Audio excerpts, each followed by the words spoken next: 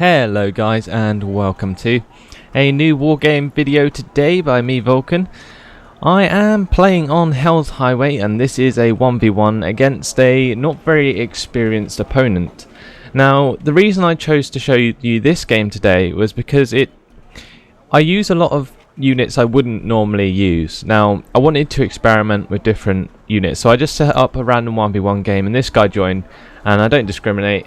He might be good, so I never know, so I just go with whoever I get, and he was only level 6 at the time, so he obviously didn't have many units. However, what did happen was that the battle actually was pretty crazy throughout the entire game. There was constant combat throughout, and with the units that I used, you'll see in a minute, caused like mass sort of confrontations because I matched his units pretty much. Now you can see here that I only have one command vehicle. Now obviously you don't really, if you're going to go full on rush, you're not going to have more than one, and I deleted my FOB also because of that. Now I've got these SPW 60 PBs which are full of Motorschützen. I have no idea how to say that, so I think I said that right, I have no idea, but they are the East German infantry. They're quite good.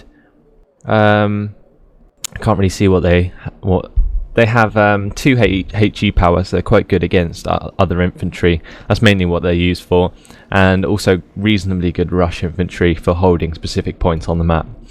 I've got this armoured recon just to protect my BRDM from any like helicopters that might come around. Obviously this can't fire at helicopters, but I'm talking about if they drop units behind my lines, and 2 light anti-air vehicles to just protect that from any air that may come in. If air flew over them in the middle of a forest, they would be able to take care of any aircraft around. Here you can see that I've brought in 2 Mi-9s. These will be scouting on both the left and right side of the map. You can see that one will be going around here, and this one on the left side will be going like around here through Charlie into Golf. Now here's my main rush force. Now it's split into 2 because I've got BMP2s which are good ATGM support vehicles. They don't have any infantry in them. These BMP1s have Motorstrelke in them. Obviously these Strops for anti-air, they are very fast anti-air, so they're good for keeping up with rushes. These T-62s are basically just sort of bait tanks, so that I can push forwards my BMPs and BMP2s without them getting hit by anything, and the T-62s will take the brunt of the attack. And obviously an armoured recon just in case my Mi-9s get shot down. Now these Mi-8Ts will help with like stunning enemy vehicles and stuff. You can see that I've got exactly the same as what I've got on the right as I've got on the left, and now this is because I'm doing a different rush strategy to normal. I'm not putting all of my resources into one place. I'm splitting them up into 2 different directions. One's going through Boris and up to Fedor, and this one on the left that's going up the main highway is going to Dmitry, and just up the middle basically. I will just call them by their Russian names, but for the sake of it, that's Bravo, that's Echo, that's Foxtrot, and that's Delta. Yeah.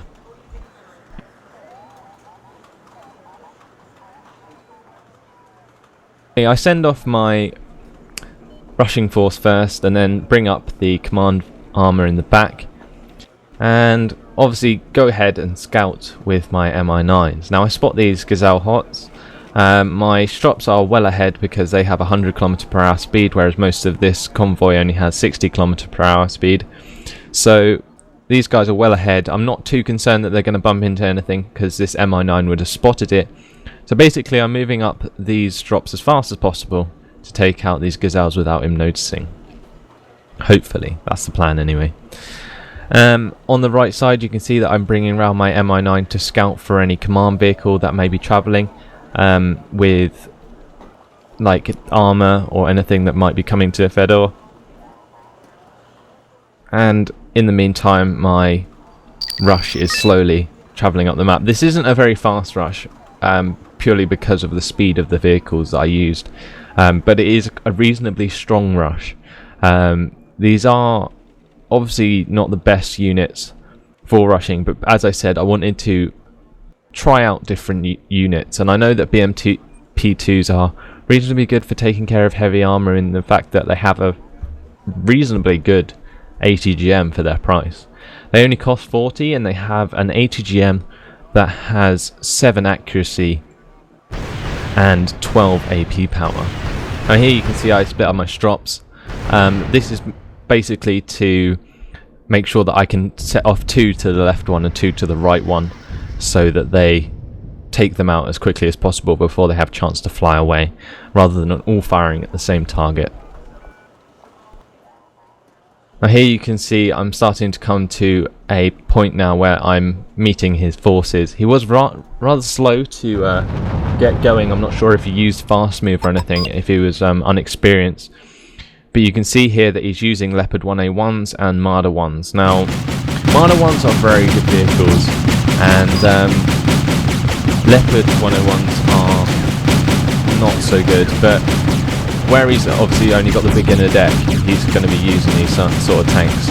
And because I only bring in T62s, it means that he's going to be basically matching my tanks with Leopards. Now here you can see on the left, I spot his M15 101 command, and on the right I also do, and my BMPs from my right rush managed to take care of that. Whereas in the middle, my BMP2s are taking care of his anti-air, and my motor Shelky and the BMP1s have been caught out in the middle of Marder 1s and Leopard 1A1s, which doesn't end well for them. Unfortunately, on the left side I don't get a chance to kill his command truck. Now you can see here that I use fire position to try and take out his command vehicle by memory. From where I spotted him, because he's obviously gone off radar, and I don't want to get too close to this Kurz, which is a recon with an autocannon on it. I don't want to get too close to that, otherwise it's going to take out my Mi-8Ts very easily. Now here you can see on the right, my T62s have been taken out by his Panzer Grenadiers, unfortunately, and there's one left just firing at that, which swiftly gets taken out by another couple of ATGM fires. My PT-76B is firing on these Marders at max range, and my strops have come up to basically help take care of the Panzer Grenadiers.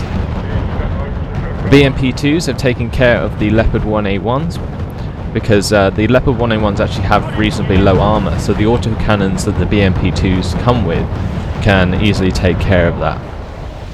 Now, these Panzer Grenadiers are a big problem at this point. So I make sure to use these BMP1s, which I brought up on the right side, and send them back to basically go and attack the Panzer Grenadiers as soon as possible. On the left you can see he's brought forward Marder 1s to take out my Mi-8Ts, and unfortunately for them they get destroyed. And I managed to take care of the rest of the Marder 1s on the right, but the BMP 1s come in just in time with the motor Shelky even, and take care of the rest of the Panzer Grenadiers with their cannons. Now, the thing that he probably unwittingly did was he used a lot of Marder 1s. Now, Marder 1s are very good NATO forces because they allow for such good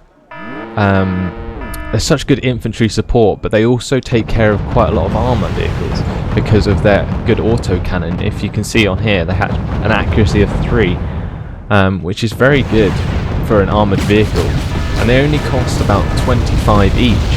And with a front and side armour of 2, they can stand up to, you can see, they can stand up to T62s like main tanks with proper guns.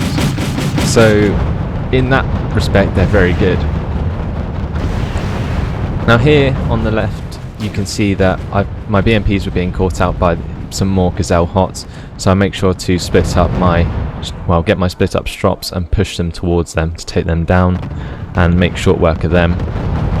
Here you can see I'm moving forwards my T62s to get a better shot on these Marder 1s, and my BMP2s are also travelling more to the left. Now basically at this point my right rush has worked, however my left rush kind of got stalled by his Marder 1s and the troops that went to Fedor. So at this point I'm basically trying to regroup to get all my troops on over to the left side of the map now, because there's no point in me staying in Fedor if I don't have a command vehicle to secure it. And here you can see I use the terrain to poke the T62s over while the Mi-8Ts are firing and stunning them. These Marder 1s could easily destroy my T62s if they managed to get on target, but with the use of my Mi-8Ts I panic them and stun them, meaning my T62s get some easy kills there. Unfortunately one gets picked off by a Panzer Grenadier group in the tree line here, and upon moving forwards these Mi-8Ts, which are out of rockets pretty much, I spot basically what is left of his forces. Now I did this mainly to spot what he had. This wasn't me just being an idiot, this was me purposefully trying to find his units. And my Mi-9 on the right here, or actually probably this armoured recon here, has spotted these leopards coming up on the right, so I make sure to push forwards these BMPs with motor Strelki in them. These are the ones that have come all the way over from the right side, which took care of the Panzer Grenadiers. Now my BMP2s unfortunately get taken out by a vehicle, by the Kurz recon that I was talking about earlier, because I don't actually have much ground recon in this area, but you can see I'm trying to compensate for that by bringing up the armoured recon now.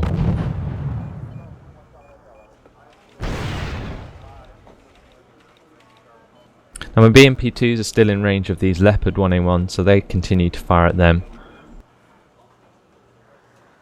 And now I'm basically getting prepared to attack his left flank a lot more. Here you can see I brought in a T80 on the right side. This is basically because he's using a lot of light tanks, as you can see, and my T62s are only just as equal as pretty much his Leopard 1A1, so even though my T62s will be able to do a reasonable amount of damage to these guys, he basically outnumbers me at this point, which is not what I need. Now, in a desperate attempt to take out some of these 1A1s, I send in my BMP1s at the front, covered by T62s, to try and get some Moto Strelki close enough to shoot at these Leopard 1A1s. Unfortunately, due to the inaccuracy of Moto Strelki, I don't manage to do so. Now here you can see that I send up a strop on the right side of, well, through basically the middle of the map. And you can see that before my strop manages to take out his M15101 command, it gets destroyed, unfortunately, by another vehicle. But I do manage to capture his FOB, which makes me believe that he obviously doesn't have much there. Like, I didn't really watch this because I was more concentrating on this at the actual time in the battle. This was just pretty much a scouting mission, and considering my shops were out of AA missiles, I basically decided to send one up there to just check it out. The other strop I have, which is now low on health and so on, I basically send up towards the FOB to get fixed up. Now I finally take care of the Panzer Grenadier group in this tree line here, but unfortunately he has another couple in this forest here. So my T62s are pretty much always in combat throughout this entire battle. You can see here, unfortunately, one of them gets taken out by an HGM in the side, while this T62 is unfortunately taken out by another HEGM and the Leopards that are left there.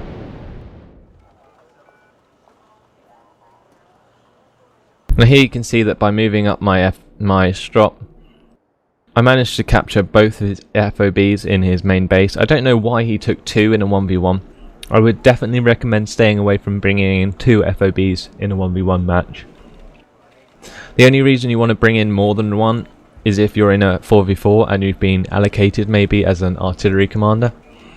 Here you can see that my strop being fixed by the FOB is attacked by some Gazelle Hots. Now, I'm not sure exactly why I did this. Obviously he's inexperienced, but I would definitely recommend staying away from a strop that's, well, any anti-air that's being repaired and replenished by an FOB, with helicopters at least, anyway. You don't want to go anywhere near that, and you can see that my strop just takes massive advantage of that, and takes out 2 of his Gazelle Hots before the last one goes down to a different altitude, not allowing my strop to get a shot. Now you can see at this point he's actually not far behind on points. You can see he's actually got 915 points. I've now got 1298 points. This is mainly because in my rush strategy I'm not used to rushing. I don't particularly like it, but when I'm trying out new units, it's the best way to get through quick games. But this game actually fascinated me because it allowed me to kind of see, obviously he's a new player and he's managed to get all these points on me, and it allows me to analyse it and see how he did it. And it basically gives you a lot of insight into how rushes should work. Now, I obviously didn't pick the best rush units. I don't know the best rush units. However, I don't think I do too bad in respects that he actually uses decent units without knowing it to counter my army. Now, Leopard 1A1s were a reasonably good choice to counter my rush because he used a lot of them. Now, when you see a rush, and say you have only 2 Leopard 2A4s, there's not much you can do about it because they overwhelm you with the amount of units, and your Leopard 1A1s, no matter how powerful they are, will just get overrun by their units, which are generally faster in a rush situation. Whereas if Leopard 1A1s, you don't care if they get overrun. They are cheap units and you can bring in lots of them and it will easily counter whatever is thrown at them. Obviously, unless you bring in a heavy tank and then take care of them that way. So you can see that's exactly why I brought in this T80 down here. Now my strop near this FOB is unfortunately taken out by a random tank, I believe, probably a Leopard 1A1, which comes in to destroy my strop. And yeah, I kind of forget about it because I'm not too concerned about losing that at this point in the game. Now here you can see that I'm using my Motorschützen up the side of a hill to basically try and take out some Leopard 1A1s. And basically what I'm doing is I'm rushing them up, shooting an RPG, and then running back down again. Running up, shooting an RPG, and running back down again. Unfortunately, I use my SPW 60 PBs to basically take the damage for the Motorschützen, but as soon as he starts to pull away his tanks, I've kind of lost the advantage because at this range, as soon as they get to max range, the accuracy of the RPGs from these troops are abysmal. So unfortunately, the last Motorschützen just routes and the other one gets destroyed. You can see that I've actually brought up my Pragas and infantry from Boris. That was what you saw there. These Motorschützen are the ones that were originally defending my command vehicle. I know at this point he's probably unlikely to go and attack that, so I basically send in all of the units to take care of the rest of the stuff on the left. Now here you can see a battle against Motorschützen that I actually brought in afterwards against a random Panzer Grenadier group that I found. On the left here you can see my final points being taken by a BMT B2, which takes out a Leopard 1A1. So anyway, that was my rush. It wasn't a very quick rush, to be honest, 17 minutes and 1 second. However, it was a good indicator of like how those units worked, and you can see that by the discussion that I gave, that in respects of rush strategies, this was a good game to analyze in that respect. Now, like I said, he's only level 6, probably hasn't played a ranked game yet, but he did well without knowing it, probably, and he did very well because of that. So yeah, Marder 1's very good. Lots of light tanks, take care of rushes, and that's basically it, guys. So thanks for watching. Hope you enjoyed it, hope you learnt something from it maybe, and I'll see you in the next video, guys. Goodbye.